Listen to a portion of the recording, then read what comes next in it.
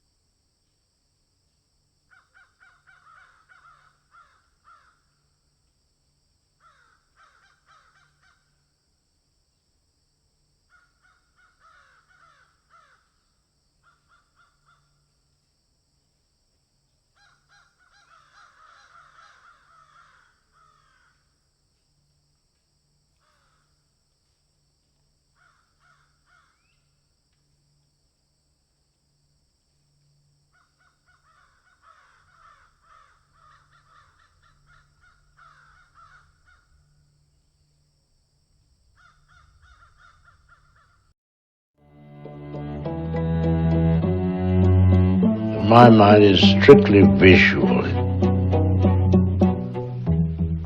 Hitchcock was born with the movies. There's no such thing as a face. It's non-existent until the light hits it. And I said, well, I don't care how you feel. I only know what it's going to look like on the screen. He said, when I'm on the set, I'm not on the set. I'm watching it on the screen. Well, that's the key to Hitchcock in a way. I mean, he sees the picture in his head.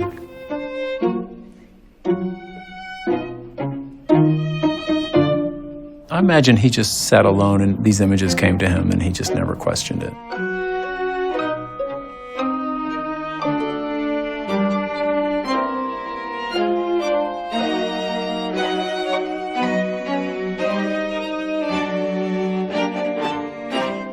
You don't feel like he's ever not confident in every shot. That's one guy you don't really question.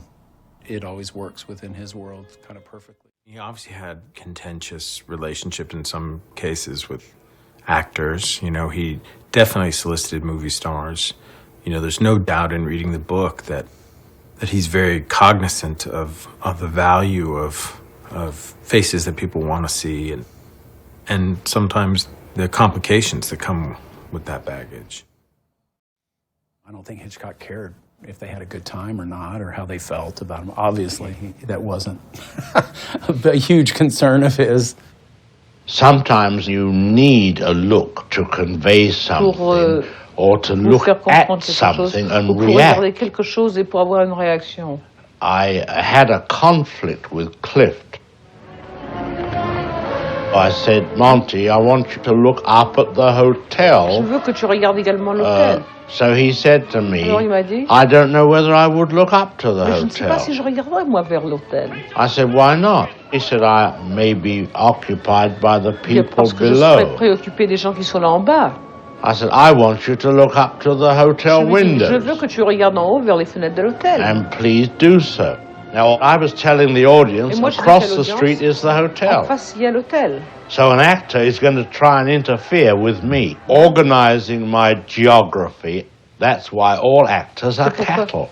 C'est pourquoi je dis que tous les acteurs sont du bétail. Yeah, with Hitchcock, you get a sense of a kind of a self-contained psychology, that we were going to explore his obsessions and what he was interested in. I think his collaboration there didn't go much farther than that.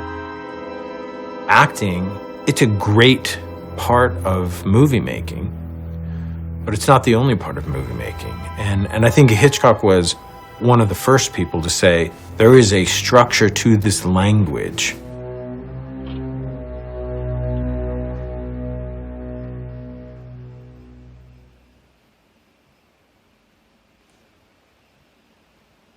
He probably did more for the psychological underpinnings of characterization in motion pictures than anyone.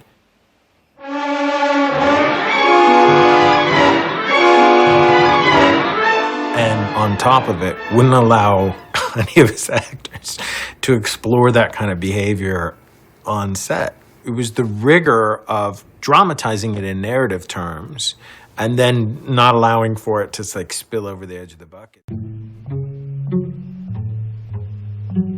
There is sometimes a tendency Il y a among quelquefois filmmakers to tendance forget parmi les the audience. cinéastes d'avoir l'audience.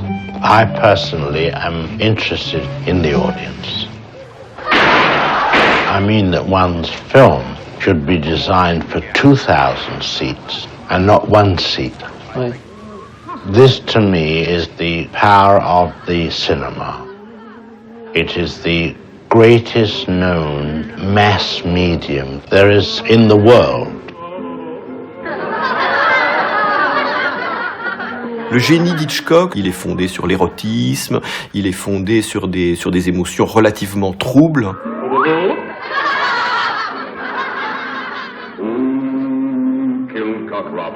Et je trouve que ce qui est assez étonnant, ce qui est assez admirable, c'est la façon dont il arrive à transmettre, communiquer ces choses délicates, obscures, d'une façon qui est acceptable par tous les publics.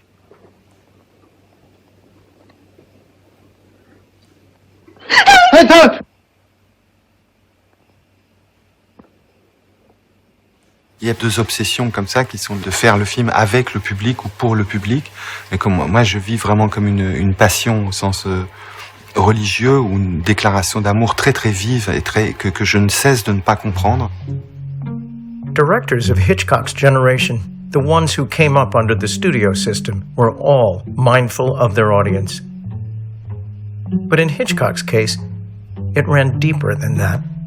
His films are made in a dialogue with the public that's close, almost intimate. It doesn't matter where the film goes. Cela m'est égal où va le film. If you've designed it Si vous correctly, l'avez plané correctement, the Japanese audience l'audience du should Japon scream at the same time as the Indian devrait audience. hurler en même temps que l'audience des hindous.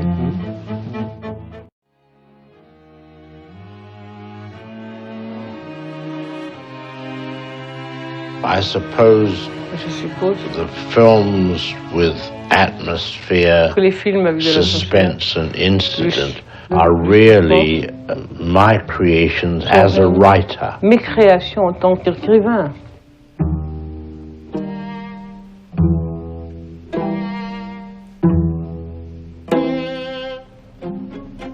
Dans 9 films sur 10, vous avez montré des personnages entre qui se crée un fossé parce qu'ils avaient un secret, qu'ils s'obstinaient à ne pas se révéler l'un à l'autre. L'ambiance était de plus en plus oppressante jusqu'à ce qu'ils se décident à s'expliquer, ce qui leur permettait de se libérer. Vous reconnaissez vos films, là? Sure, yes.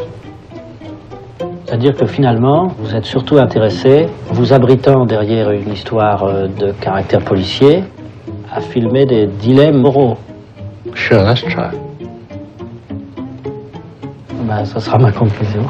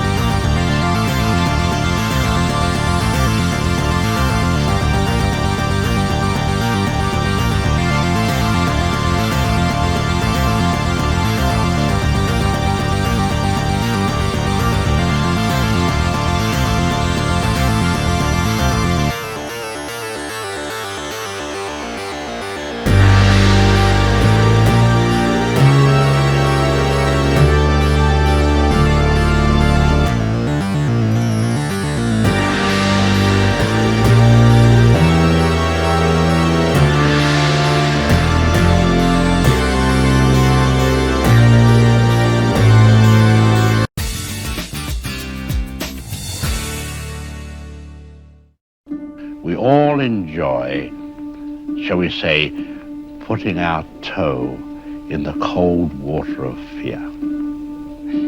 Alfred Joseph Hitchcock was born in London, England on August 13, 1899. At 20 years old, he became a title card designer at a silent movie studio and worked his way up to become a director. By 1926, he made his first thriller, The Lodger. The Lodger is probably considered the first real Hitchcock movie. It has all the elements that you find throughout his films. A man wrongly accused of several crimes in this case, and you have the blonde, and you have the suspense. After his 1929 film Blackmail, Hitchcock established himself as Britain's top director with the films The Man Who Knew Too Much, The 39 Steps, and The Lady Vanishes. The Lady Vanishes was one of the last films that he made in England before coming to America. It was a sensation, and the New York Times named it as the best film of the year. Hitchcock came to the U.S. in 1939 and made Rebecca, his first American feature. The film won for Best Picture and gave Hitchcock his first Best Director nomination. Rebecca is considered a great movie because it's a psychological melodrama about the kind of torture that goes on sometimes within families, and he explores that with a depth that he had not shown before in his previous films. Hitchcock had a string of box office hits in the 1940s, including Shadow of a Doubt, Spellbound, and Notorious. Although he worked with great actors, Hitchcock was best known for his technical expertise. Hitchcock did establish a filmmaking style that has influenced everybody since. The use of the camera and editing and deep focus in his shots was something that Hitchcock used extensively, and it's still a major part of our armament. During the 1950s, Hitchcock made a series of master works, including Rear Window, Vertigo, and North by Northwest, which were all named on the AFI's Top 100 Greatest American Movies. He was nominated 5 times for an Academy Award and never won. Hitchcock made spy films, he made suspense films, but these were genre films. It took the French critics in the 1950s, like François Truffaut, to understand that his films really did have a lot of depth and meaning, and that he really was an artist. In 1955, Hitchcock began a 10-year run as host and producer of the TV series Alfred Hitchcock Presents, and in 1960, he made his best-known film, Psycho. By the time he came to television, he was already established. Also, people recognized him from his cameo appearances in his movies. So really, Hitchcock was a star. Psycho comes at a time in Hitchcock's career that truly earns him the name the Master of Suspense. It's the only film I've ever seen in my life where audiences literally screamed continually throughout the movie. Hitchcock earned a Lifetime Achievement Award from AFI, the Golden Globes, and the Directors Guild. He was knighted in 1980, and on April 29th of that year, Alfred Hitchcock died from kidney failure. A great director is one who can impose his personality in every film he makes. And that's why people can identify a Hitchcock film immediately. Hitchcock is like no other filmmaker in the world.